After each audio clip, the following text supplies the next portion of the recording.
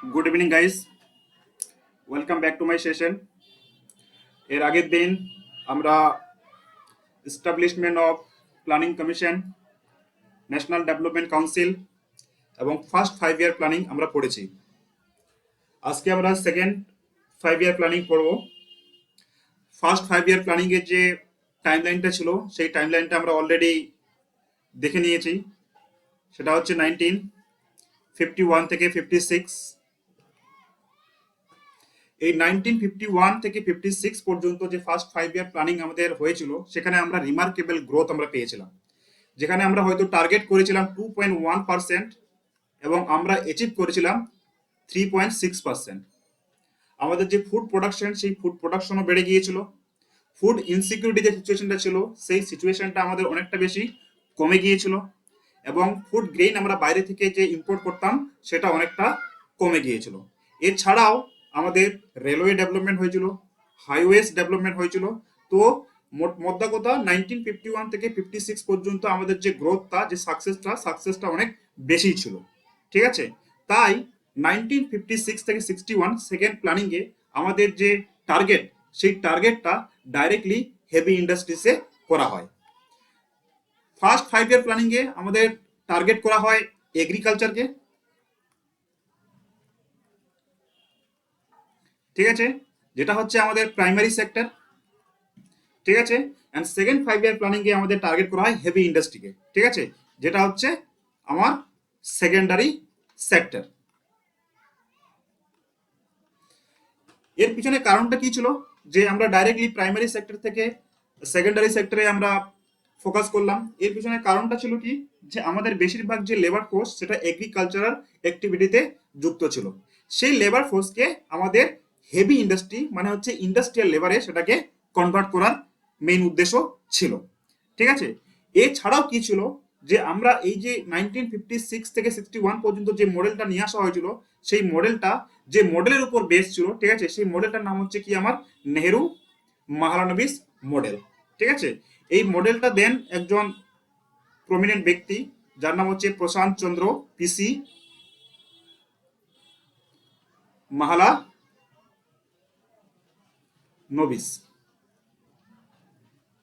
He was the founder of Indian statistical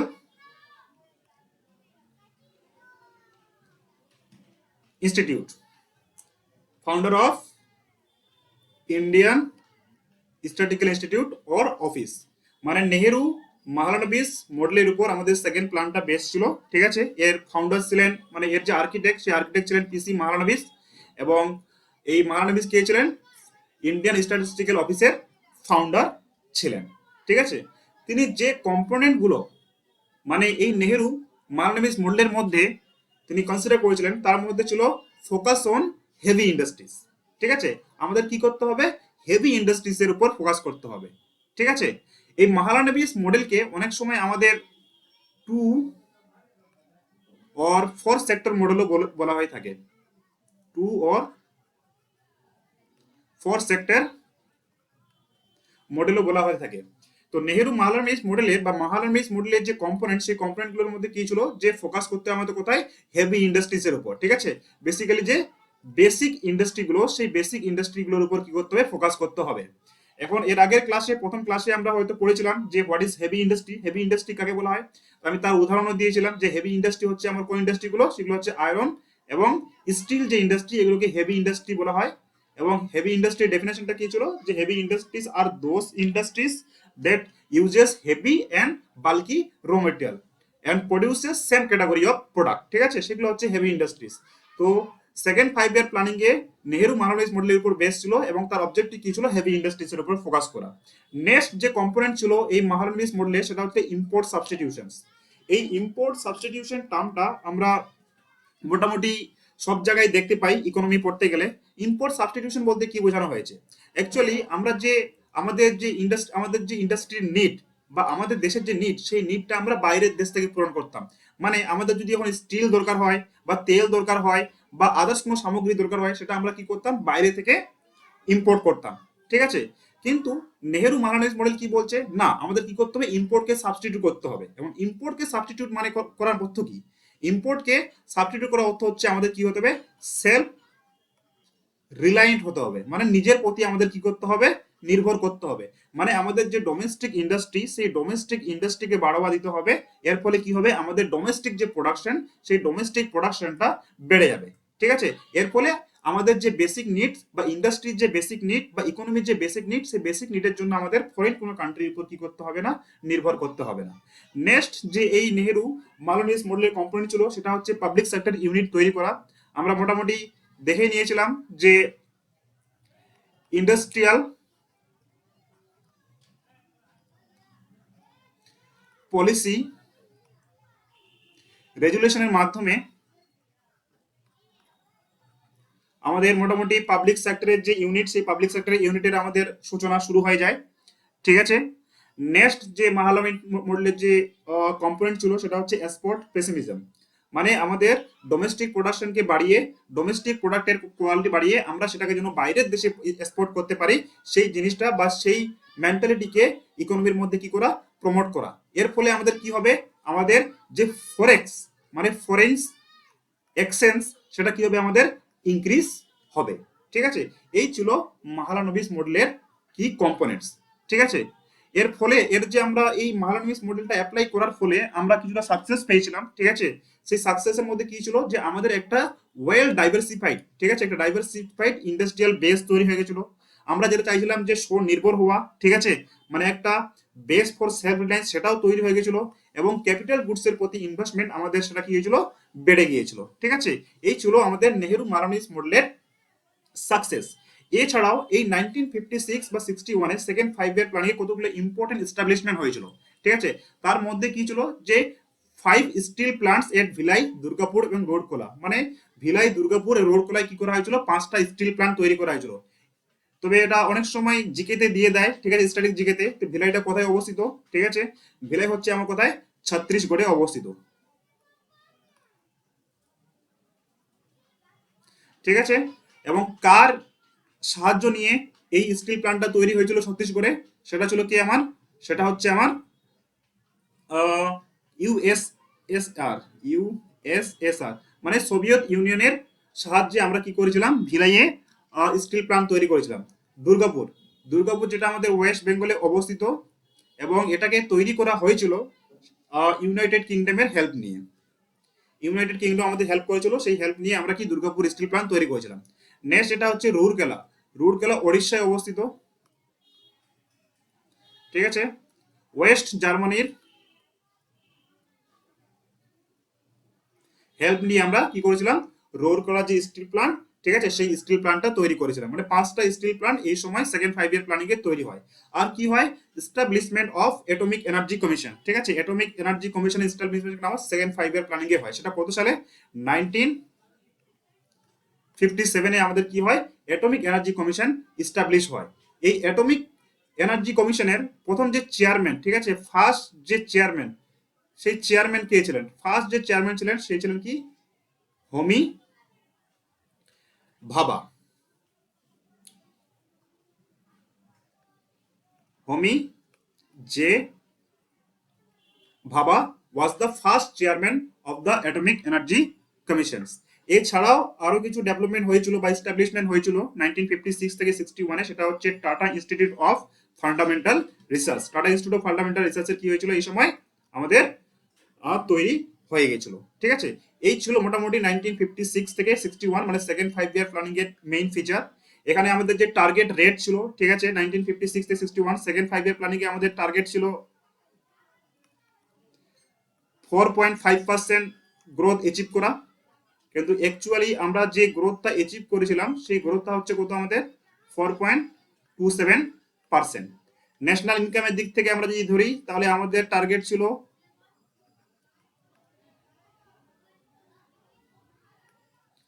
25%, কিন্তু আমরা achieve কত করেছিলাম, আমরা 20% অ্যাচিভ করেছিলাম। মানে গ্রোথ রেটটা টার্গেট করা হয় 4.5%-এ সেকেন্ড 5 ইয়ার প্ল্যানিং এ, আমরা অ্যাকচুয়ালি অ্যাচিভ করেছিলাম 4.27%। ন্যাশনাল ইনকামের দিক দিয়ে 25% আমরা টার্গেট করেছিলাম, আমরা অ্যাচিভ করেছিলাম কত 20%। এছাড়াও এই সেকেন্ড 5 ইয়ার প্ল্যানিং এ অনেকগুলো প্রবলেম ছিল, ঠিক আছে, মানে এই সময় একটা প্রবলেম দেখা দিয়েছিল। সেই প্রবলেমগুলোর মধ্যে প্রথম যে প্রবলেম, ঠিক প্রবলেমগুলো কি, প্রবলেম হচ্ছে কি, যে 1 নাম্বার প্রবলেম হচ্ছে সেটা হচ্ছে কি ফরেক্স শর্টেজ, ঠিক আছে। এই টাইমে যে ফরেক্স মানে ফরেন এক্সচেঞ্জ রিজার্ভ, ঠিক আছে, সেটা কি দেখা দিয়েছিল, শর্টেজ দেখা দিয়েছিল, ঠিক আছে, মানে কমই দেখা দিয়েছিল। 2 নাম্বার, আমাদের ডেফিসিট ফাইন্যান্সিং এর উপর বেশি করে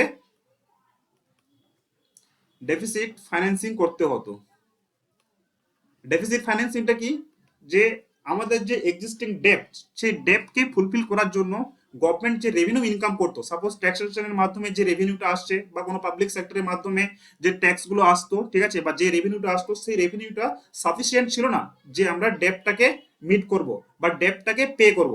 এর জন্য আমাদের কার উপর ডিপেন্ড করতে হতো, এর জন্য আমাদের আরবিআই এর উপর ডিপেন্ড করতে হতো। আরবিআই কি করতে হতো, যে সে প্রিন্ট নিউ মানি, ঠিক আছে, সে নতুন নোট কি করতো, ছাপাতো, যার মাধ্যমে আমরা আমাদের ডেপ্টটাকে পে করতে পারতাম। তো এটাও একটা প্রবলেমের মধ্যে ছিল, ডেফিসিট ফাইন্যান্সিং।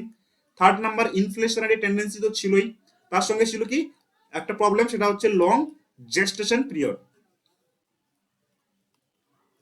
লং জেস্টেশন পিরিয়ডটা কি, যে সাপোজ একটা স্টিল প্ল্যান্ট আমি তৈরি করলাম, ওকে, সেই স্টিল প্ল্যান্টটা তৈরি করার পরে যে খরচাটা হলো, সেই খরচাটা বাদ দিয়ে আমরা যদি তার প্রফিটটা দেখি, সেই প্রফিটটা আমাদের ইনকাম করতে মোটামুটি 5 থেকে 10 বছর লেগে যাবে, ঠিক আছে।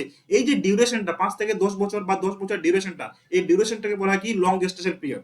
যে ইন্ডাস্ট্রিয়াল বেসটার কথা এখানে সেকেন্ড 5 ইয়ার প্ল্যানিং এর মধ্যে বলা হয়েছিল, সেখান থেকে প্রফিট পেতে, ঠিক আছে, আমাদের একটা অনেকটা টাইম লেগে যেত।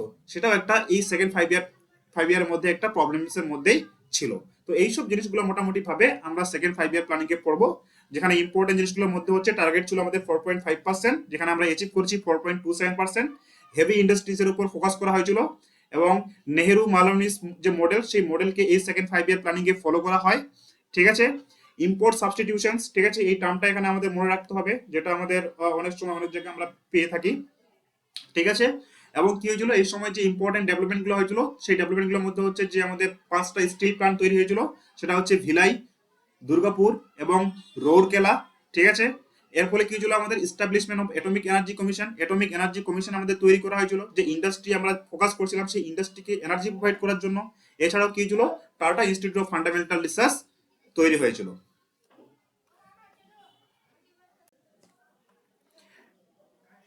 নেক্সট যে প্ল্যানটা নিয়ে আসা হয়, সেটা নিয়ে আসা হয় 1961 থেকে 1966। এই প্ল্যানটা ছিল থার্ড 5 ইয়ার প্ল্যানিং।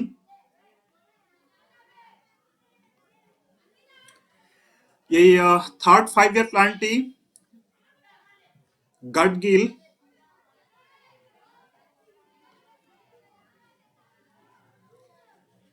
যোজনার উপর কি ছিল, বেস ছিল। এই গাডগিল হলো একজন প্রমিনেন্ট ইকোনমিস্ট, D.R. গাডগিল। তিনি ছিলেন ডেপুটি চেয়ারম্যান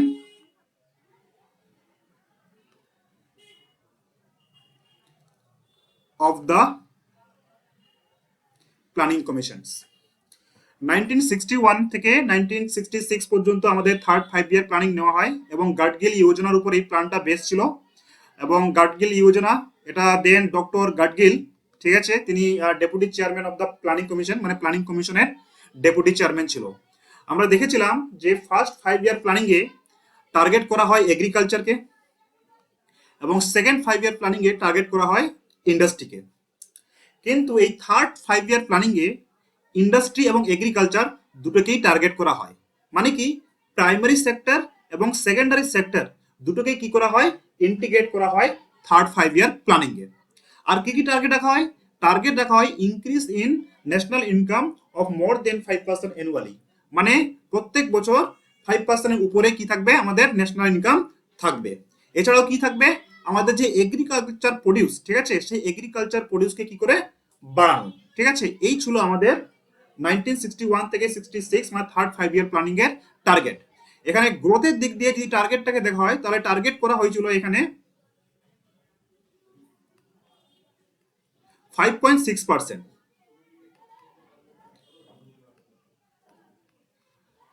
থার্ড 5 ইয়ার প্ল্যানে টার্গেট ছিল 5.6%। বাট যেটা অ্যাচিভমেন্ট, সেই অ্যাচিভমেন্টটা হয়েছিল আমাদের, টার্গেট রাখা হয় 5.6%, বাট আমরা যে এখানে অ্যাচিভ করেছিলাম সেটা অ্যাচিভমেন্টটা ছিল কত আমাদের 2.84%। অ্যাচিভমেন্ট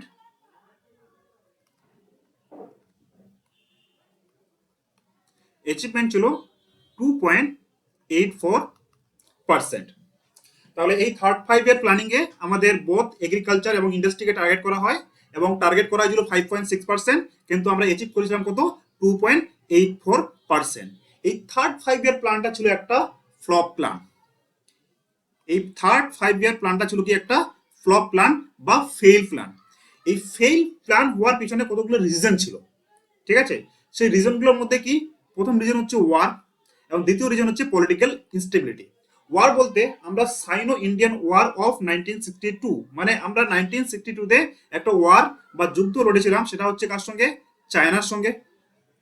এবং 1965-এ আমরা ওয়ার লেগেছিলাম কার সঙ্গে, পাকিস্তানের সঙ্গে।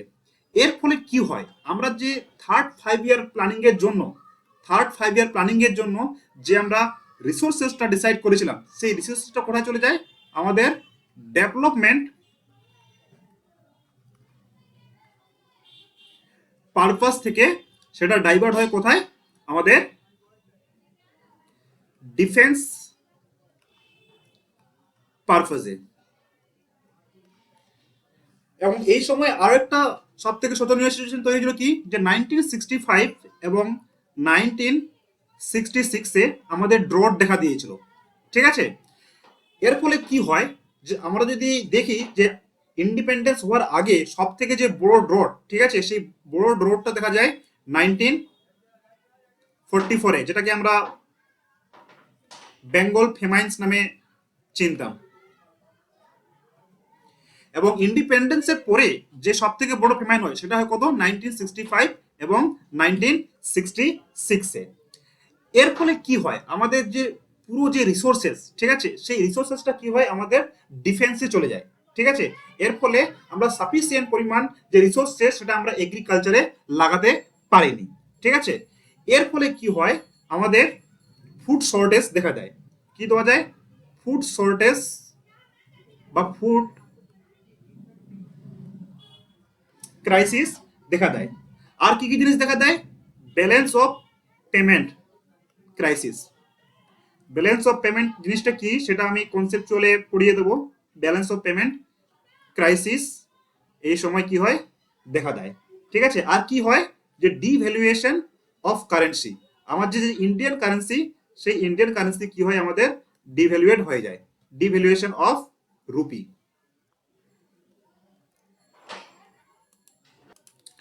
অ্যান্ড পলিটিক্যাল ইনস্টেবিলিটির মধ্যে কি ছিল, যে এই সময় আমাদের যে প্রমিনেন্ট লিডার জওহরলাল নেহরু এবং লাল বাহাদুর শাস্ত্রী, এনাদের কি হয়, ডেথ হয়ে যায়, ঠিক আছে? জওহরলাল নেহরু ডেথ হয় 27 মে 1964, এবং লাল বাহাদুর শাস্ত্রী ডেথ হয় 11 জন 1966-এ। তো এরা ছিল প্রমিনেন্ট লিডার, ঠিক আছে? এদের ডেথের ফলে কি হয়, যে আমাদের ইকোনমিতে একটা পলিটিক্যাল ইনস্টেবিলিটি তৈরি হয়। তাহলে 1961 থেকে 66 এই যে পিরিয়ডটা, এই পিরিয়ডে যে আমরা প্ল্যানটা নিয়েছিলাম থার্ড 5 ইয়ার প্ল্যানিং, সেটা একটা ফ্লপ প্ল্যান ছিল। ফ্লপ প্ল্যান হওয়ার পিছনে কারণ কি ছিল, যে আমরা এই সময় দুটো যুদ্ধ লড়েছিলাম, ঠিক আছে? সেই দুটো যুদ্ধের মধ্যে হচ্ছে একটা 1962-তে লড়েছিলাম এবং 1965-এ। তাছাড়াও এই সময় কি হয়, আমাদের 1965 এবং 1960-তে ফেমাইন্স দেখা দেয়, মানে কি ড্রট দেখা দেয়, ঠিক আছে? এছাড়াও কি ছিল, যে আমাদের যে important political leader Jawaharlal Nehru এবং লাল বাহাদুর শাস্ত্রী, এনাদের কি হয়ে যায়, ডেথ হয়ে যায়। এর ফলে কি হয়, আমাদের কান্ট্রিতে একটা পলিটিক্যাল ইনস্টেবিলিটির কি হয়, তৈরি হয়। এই ছিল মেজর কারণ, যে মেজর কারণের জন্য আমাদের থার্ড 5 ইয়ার প্ল্যানটা কি ছিল, ফ্লপ হয়ে গেছিল, ঠিক আছে? এই সময় আমাদের যে রোড লাইক সিচুয়েশন তৈরি হয়েছিল, মানে আমাদের যে ফুড ক্রাইসিস তৈরি হয়েছিল, সেই ফুড ক্রাইসিস মিট করার জন্য আমাদের যে প্রধানমন্ত্রী ইন্দিরা গান্ধী, তিনি নিজেই কোথায় গিয়েছিলেন, ইউএস গিয়েছিলেন। এবং ইউএস গিয়ে PL480 যে ফুড গ্রেন, সেই ফুড গ্রেনকে সাপ্লাই করার জন্য ইউএস এর কাছে আবেদন করেন। এবং সেই টাইমে আমরা কি করতাম, PL480 ইউএস থেকে কি করতাম, আমরা ইম্পোর্ট করতাম। কিন্তু এই ফেলিয়ারের পাশাপাশি আমরা দেখব যে 1961 থেকে 66 মানে থার্ড 5 ইয়ার প্ল্যানিং এ কিছু অ্যাচিভমেন্ট হয়েছিল। এই টাইমে কতগুলো সিমেন্ট এবং ফার্টিলাইজার প্ল্যান্টস আমাদের কি করা হয়, এস্টাবলিশ বা বিল্ড করা হয়। এই সময় আমাদের primary school were started, primary schools এই সময় কি হয়েছিল, স্টার্ট হয়েছিল। ঠিক আছে, এই সময় আরো ইম্পর্টেন্ট যে ডেভেলপমেন্ট, তার মধ্যে পঞ্চায়েতি ইলেকশন কি হয় আমাদের স্টার্ট হয়। এছাড়াও আমাদের যে স্টেট ইলেকট্রিসিটি বোর্ড আছে এবং স্টেট সেকেন্ডারি এডুকেশন বোর্ড, এইসব জিনিসগুলো কি হয় সেই টাইমে ফর্ম হয়ে যায়। নেক্সট, এই থার্ড 5 ইয়ার প্ল্যানিং এর পরে কোনো প্ল্যান নিয়ে আসা হয়নি।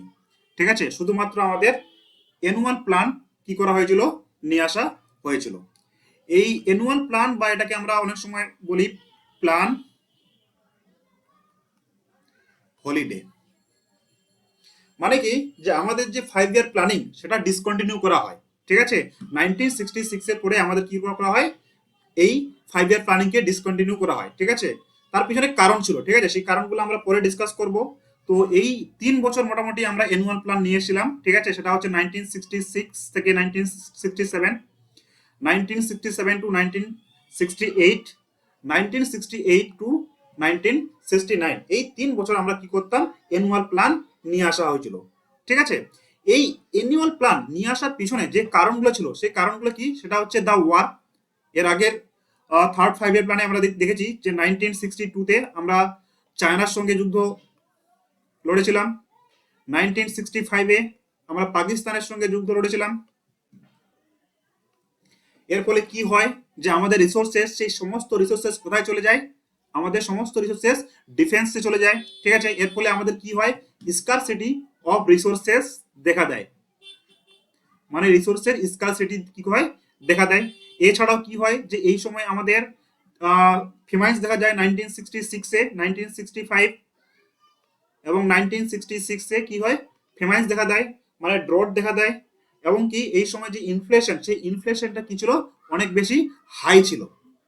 ঠিক আছে, এছাড়াও আমাদের এক্সটার্নাল সেক্টর কি হয়, ক্রাইসিস দেখা যায়। এক্সটার্নাল সেক্টর ক্রাইসিসটা কি জন্য, যেহেতু আমরা সেকেন্ড 5 ইয়ার প্ল্যানিং এ আমরা টার্গেট করেছিলাম কোথায়, ইন্ডাস্ট্রিকে, কিন্তু সেই ইন্ডাস্ট্রি বিল্ড করার জন্য আমাদের কি দরকার হতো, ক্যাপিটাল গুডস দরকার হতো। সেই ইন্ডাস্ট্রিকে বিল্ড করার জন্য আমাদের কি দরকার হতো, ক্যাপিটাল গুডস। সেই ক্যাপিটাল গুডস আমরা কোথা থেকে নিয়ে আসতাম, আমরা ফরেন কান্ট্রি থেকে, ফরেন কান্ট্রি থেকে আমরা কি নিয়ে আসতাম, এই ক্যাপিটাল গুডস গুলো ইম্পোর্ট করে নিয়ে আসতাম। ঠিক আছে, এর ফলে আমাদের ম্যাক্সিমাম রিসোর্সেস কি হয়েছিল, সেই দিকে ডাইভার্ট হয়ে গেছিল। এর ফলে কি দেখা যায়, আমাদের এক্সটার্নাল সেক্টর ক্রাইসিস, মানে কি আমাদের BOP, balance of payment crisis দেখা দেয়। ঠিক আছে, এই ছিল ওয়াই দ্য প্ল্যান হলিডে, মানে প্ল্যান হলিডে কেন নেওয়া হয়েছিল তারও একটা কারণ। এছাড়াও রুপি ডিভ্যালুয়েশন, আমাদের যে কারেন্সি, সেই কারেন্সি কি হয়ে যায়, ডিভ্যালুয়েশন হয়ে যায়। সেটা 57% আমাদের কারেন্সি কি হয়, আমাদের ডিভ্যালুয়েট হয়ে যায়। ঠিক আছে, এছাড়াও আমাদের যে থার্ড প্ল্যান, একটা ফ্লপ প্ল্যান ছিল, সেটাও ছিল আমাদের প্ল্যান হলিডে নিয়ে আসার পিছনে একটা রিজন। ঠিক আছে, কিন্তু এই অ্যানুয়াল প্ল্যানিং এ আমরা কিছু সাকসেস পেয়েছিলাম, যেখানে আমরা দেখতে পেয়েছিলাম যে এগ্রিকালচার আমাদের প্রোডাকশন সেটা বেড়ে গেছিল। সাকসেস কি পেয়েছিলাম, success of plan holiday. Annual plan সম্পূর্ণভাবে যে বেস ছিল, অ্যানুয়াল প্ল্যান সম্পূর্ণভাবে বেস ছিল কিসের উপর, এগ্রিকালচারের উপর, মানে এগ্রিকালচারকে ফোকাস করা হয়েছিল। ঠিক আছে, এগ্রিকালচারকে ফোকাস করার পিছনে কারণটা কি ছিল, food crisis. Food crisis, food crisis সৃষ্টি হয়েছিল ড্রটের জন্য, just because of the reason for that India suffering from lack of food supply, মানে সেই এগ্রিকালচার সেক্টর এবেল ছিল না যে ফুড সাফিসিয়েন্ট পরিমাণে ফুড কি করবে, সাপ্লাই করবে। এছাড়াও মানে ইন্ডিয়ান গভর্নমেন্ট এই পজিশনও ছিল না যে তার পিপলকে, মানে ইন্ডিয়ার যে পপুলেশন, সেই পপুলেশন কি করবে, ফুড প্রোভাইড করবে। ঠিক আছে, মানে ফুড স্কারসিটি দেখা দিয়েছিল। ঠিক আছে, যেই কারণে অ্যানুয়াল প্ল্যানিং এ আমাদের এগ্রিকালচারকে কি করা হয়, টার্গেট করা হয়। ঠিক আছে, এইসব কারণ ছাড়াও এই প্ল্যান হলিডে বা অ্যানুয়াল প্ল্যানিং এ আমরা কিছু সাকসেস দেখতে পাই। ঠিক আছে, সাকসেস কোথায় দেখতে পাই, এগ্রিকালচার প্রোডাকশন। আমাদের যে এগ্রিকালচার প্রোডাকশন, সেই এগ্রিকালচার প্রোডাকশনটা কি হয়ে যায়, আমাদের বেড়ে যায়। কেন বেড়ে যায়, এর পিছনে রিজন কি ছিল, এর পিছনে রিজন হলো যে আমরা সেই টাইমে গ্রিন রেগুলেশন নিয়ে এসেছিলাম, মানে কি হাই ইল্ড ভ্যারাইটি সিডস আমরা কি করেছিলাম, ইউজ করা শুরু করে দিয়েছিলাম। আমরা কি ইউজ করতাম সেই সময়, কেমিক্যাল ফার্টিলাইজার ইউজ করা শুরু করে দিয়েছিলাম। ইরিগেশন যে পটেনশিয়াল ইন্ডিয়া, সেই ইরিগেশন পটেনশিয়াল কি হয়েছিল এই টাইমে, ম্যাক্সিমাম আমরা কি হয়েছিলাম, হারনেস করেছিলাম। এর ফলে কি হয়, এই তিনটার ফলে হাই ইল্ড ভ্যারাইটি সিডস এবং কেমিক্যাল ফার্টিলাইজার এবং ইরিগেশনকে সঠিকভাবে ইউজ করার ফলে আমাদের কি হয়েছিল, গ্রিন রেভলিউশনের ফলে বেসিক্যালি এগুলো যে ফিচার্স, এই ফিচার্সগুলো ছিল গ্রিন রেভলিউশন। গ্রিন রেভলিউশন আমরা একটা আলাদা লেকচারে কভার করব, ঠিক আছে। গ্রিন রেভলিউশন কম্পোনেন্ট সেটা হচ্ছে high yield variety seeds, chemical fertilizer এবং ইরিগেশন পটেনশিয়ালকে ঠিক মতো ইউজ করে আমরা কি করেছিলাম, এগ্রিকালচার যে প্রোডাক্টিভিটি সেটাকে কি করেছিলাম, বাড়িয়ে দিয়েছিলাম। সেটা কিন্তু অ্যানুয়াল প্ল্যানসেই দেখা দিয়েছিল, ঠিক আছে। নেক্সট যেটা সাকসেস, সেটা দেখা যায় যে এই সময় আমাদের যে ইনফ্লেশনটা, যেটা থার্ড 5 ইয়ার প্ল্যানিং মানে হাই ছিল, সেই ইনফ্লেশনটা কি আসে, ওয়াজ ইন কন্ট্রোল। ইনফ্লেশনটা কি হয়, আমাদের কন্ট্রোলে চলে আসে। ইনফ্লেশন আমাদের কন্ট্রোলে চলে আসে এই অ্যানুয়াল প্ল্যানিং এ। তাহলে আমাদের অ্যানুয়াল প্ল্যান হয় 3 বছর, সেটা হচ্ছে 1966 67 এবং 1967 টু 68 এবং 68 টু 69, এই 3 বছর আমাদের অ্যানুয়াল প্ল্যান নিয়ে আসা হয়।